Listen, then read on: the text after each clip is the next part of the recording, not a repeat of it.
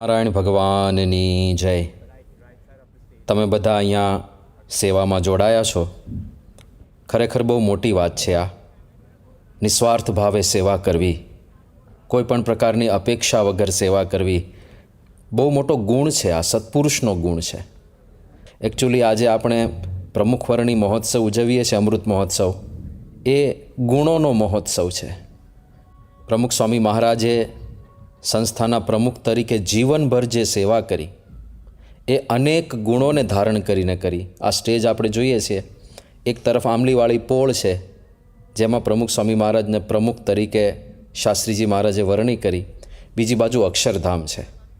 આંબલીવાળી પોળથી છેક અક્ષરધામ સુધીની આખી યાત્રાની અંદર એમણે ઘણા બધા વિકાસના કાર્યો કર્યા. એમણે ખૂબ વિચરણ કર્યું. એ 17,000 ગામડાઓ ખૂંદી વળ્યા. એમણે 7.5 લાખ પત્રો લખ્યા. એ લાખો લોકોને વ્યક્તિગત રીતે મળ્યા, કેટલી બધી પ્રેરણા આપી. એમણે લાખોને વ્યસન મુક્ત કર્યા. આ બધું કર્યું, પણ એની સાથે એમણે બધા જ જે સાધુતાના ગુણો આપણા શાસ્ત્રોએ વર્ણવ્યા છે, અહમ શૂન્યતા કો, ભક્તિ કો, શ્રદ્ધા કો, નિસ્વાર્થ સેવા ભાવના કો, તિતિક્ષા કો, આ બધા જ ગુણોને એમણે ધારણ કરીને રાખ્યા. પરોપકારી સંત, પોતાના માટે કશું જ નહીં, એમનું આખું જીવન બીજા માટે હતું. જનકલ્યાણ માટે આખું જીવન સમર્પિત હતું. અને એ અનંત સદ્ગુણોને ધારીને બેઠા હતા.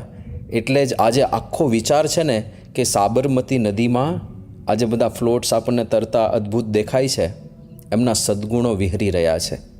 અને એ સદ્ગુણો એકને એક દિવસ આપણે બધાએ પણ ધારણ કરવાના જ છે. જ્યાં સુધી એવા શુદ્ધ નહીં બનીએ, જ્યાં સુધી આવા અનંત સદ્ગુણોના ધારક આપણે પણ નહીં બનીએ, ત્યાં સુધી ભગવાનની સેવાની પાત્રતા નહીં મળે.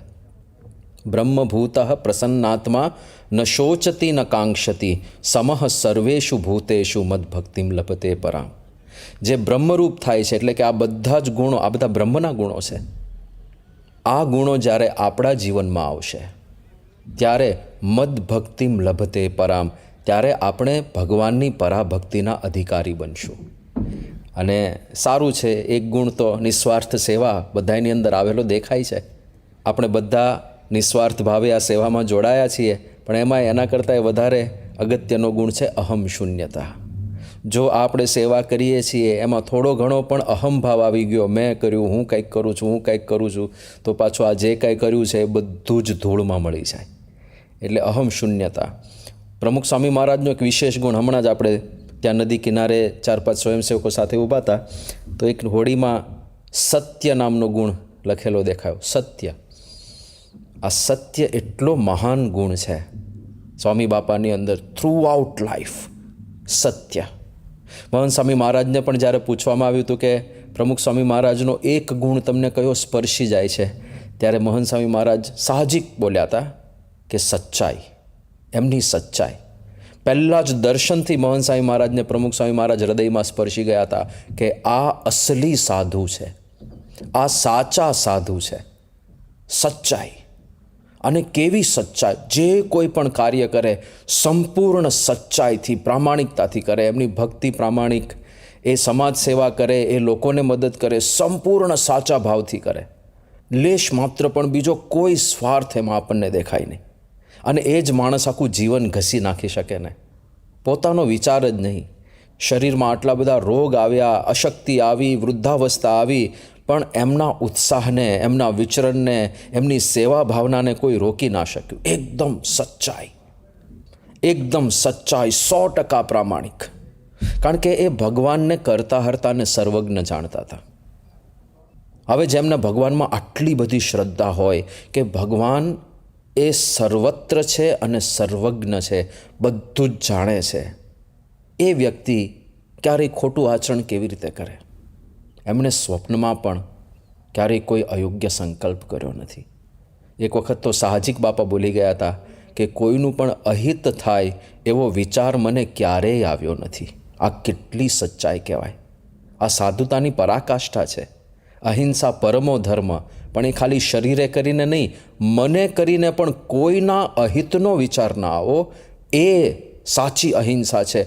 મનની અંદર સંકલ્પમાં પણ કોઈને હેરાન કરવાનું, કોઈને પીડા આપવાનું આપણને સૂઝે પણ નહીં. એ સંતત્વની ચરમસીમા છે. એ ચરમસીમા ઉપર પ્રમુખ સ્વામી મહારાજ વિરાજમાન હતા અને એ પ્રમુખ સ્વામી મહારાજ આપણા ગુરુ છે. એમનો આ અમૃત મહોત્સવ ઉજવવાની સેવા આપણને મળી છે. આપણે ખરેખર ખૂબ ભાગ્યશાળી છીએ. બીજું, હમણાં જેમ વાત કરી સ્વામીની સચ્ચાઈ, ભગવાન બધે જ છે ને સર્વજ્ઞ છે, એ જે સમજણ છે ને એમની.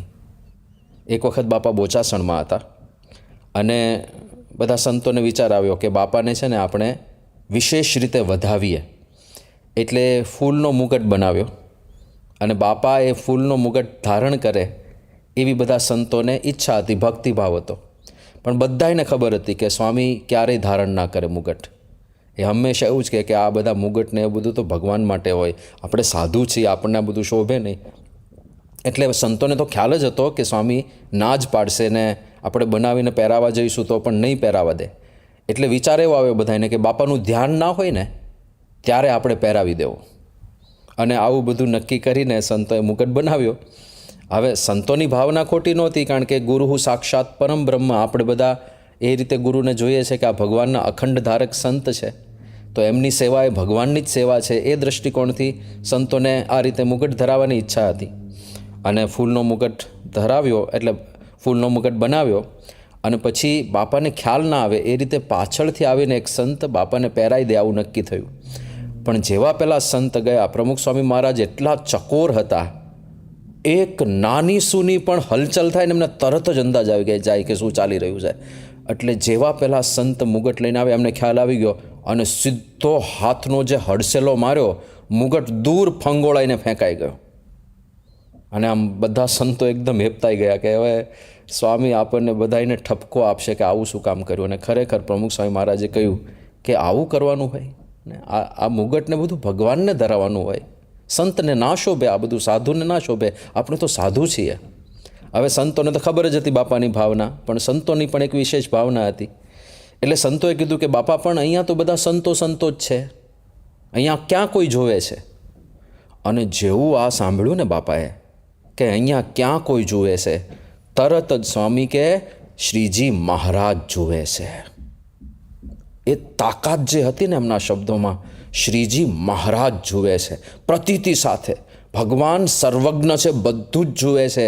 એટલે આપણાથી કાંઈ પણ એવું ના કરાય જે ભગવાનને ના ગમે.